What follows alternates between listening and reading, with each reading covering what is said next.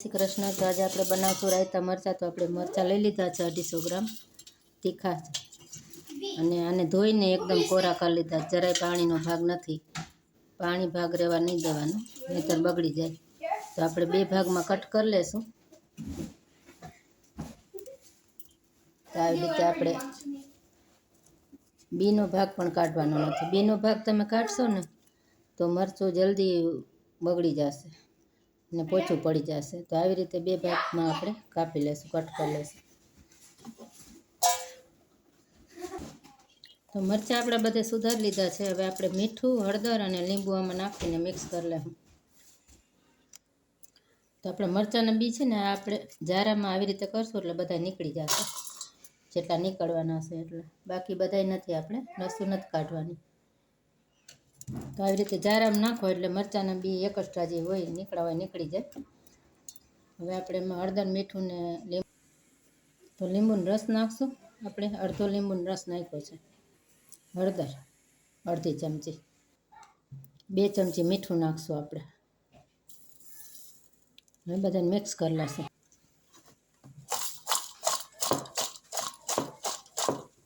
આવી રીતે મિક્સ કરીને ઢાંકી દઈએ કલાક સુધી. તો આપણે કલાક સુધી રાખી દઈશું ડીશ ઢાંકીને. પછી વચ્ચે વચ્ચે 2-3 વાર હલાવશું. તો આપણે મરચાં માટે મસાલો તૈયાર કરી લઈશું. તો આપણે આ 4 ચમચી જેટલું રાઈના કોરિયા છે, ધાણાના કોરિયા, 1 મોટી ચમચી મીઠું, અડધી ચમચી હળદર, અડધી ચમચી વરિયાળી, આ બધા મિક્સ કરી લેશું અને તેલ ગરમ કરી લેશું.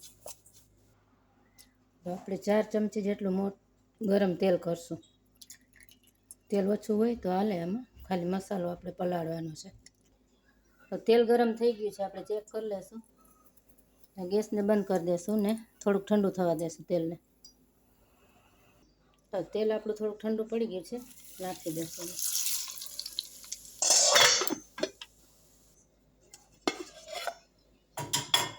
મસાલો આપણો ચેક કરી લઈએ. તો સરસ વઘાર થઈ ગયો છે. હવે આપણે આને ઠંડુ થવા દેશું. તો 1 કલાક થઈ ગઈ છે. આપણે મરચાંને મીઠું ને હળદર ને લીંબુ દીધું છે ને. તો આપણે ચાળણીમાં કાઢી લઈશું, પાણી બધું નિતારી લેશું. તો આપણે 1 કલાક આમાં રહેવા દેશું એટલે પાણી બધું નીતરી જાય. ને પછી આપણે કોરા કોટનના પેપર ઉપર રાખી દેશું. તો મરચાંમાંથી પાણી બધું નીંજરી ગયું છે. આપણે કોટન પેપર ઉપર થોડીક વાર હજી સૂકવી દઈશું, અડધી કલાક. સાવ કોરા થઈ જાય ને અડધી કલાક રાખશું આપણે.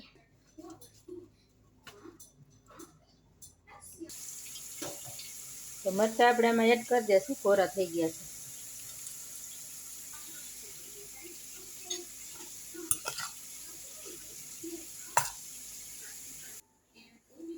તો આપણા અથાણા મસાલો સરસ મિક્સ થઈ ગયો છે.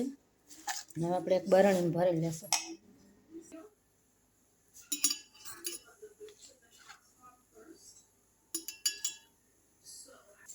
તો અથાણું આપણે બધું બરણીમાં ભરી લીધું છે ને આપણે બંધ કરીને ફ્રીજમાં રાખી દઈશું.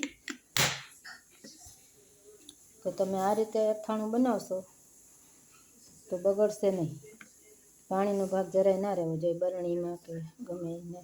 જ્યાં આપણે લેવું હોય તે ચમચી કોરી લઈ સારી અને અથાણું કાઢી લેવાનું, પાછું ફ્રીજમાં મૂકી દેવાનું.